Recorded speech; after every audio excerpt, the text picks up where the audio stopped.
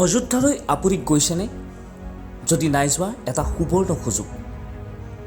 এখন বিশেষ ট্ৰেইনত আপুনি ফুৰিব পাৰিব দেশৰ ভিন্ন ঠাই।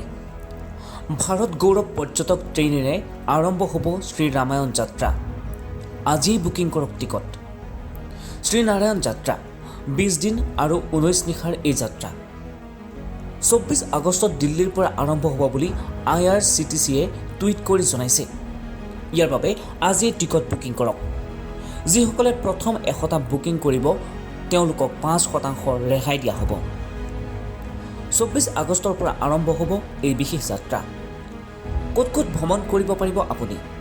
যদি আপুনিও শ্ৰী ৰামায়ণ যাত্ৰাৰ সক্ৰিয় সদস্য হ'ব বিচাৰে তেন্তে অযোধ্যা, জনকপুৰ, সীতামঢ়ী, বাক্সাৰ, বাৰাণসী, প্ৰয়াগৰাজ, চিত্ৰকূট, নাছিক, হাম্পি, ৰামেশ্বৰম, কাঞ্চীপুৰম, ভদ্ৰাচালায়ামলৈও যাত্ৰা কৰিব পাৰিব।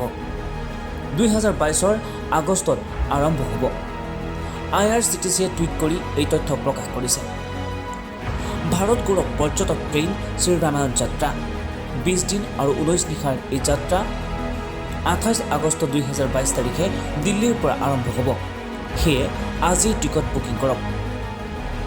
এই যাত্ৰাত কিমান খৰচ হ'ব আপোনাৰ? এই ৰামায়ণ যাত্ৰাৰ সুবিধা লোৱাসকলে 73,500 টকা আদায় দিব লাগিব। IRCTCয়ে প্ৰতিজন ব্যক্তিৰ বাবে পেকেজ মাচুল 73,500 টকা নিৰ্ধাৰণ কৰিছে। একে সময়তে প্ৰথম 100 জন যাত্ৰীৰ বুকিঙৰ ক্ষেত্ৰতো 5% ৰেহাই দিয়া হৈছে। যদি আপুনি বুকিং কৰিব বিচাৰে তেন্তে IRCTCৰ অফিচিয়েল ৱেবছাইট www.irctctourism.com যাব লাগিব। ইয়াৰ পৰা আপুনি পেকেজটো বুকিং কৰিব পাৰিব।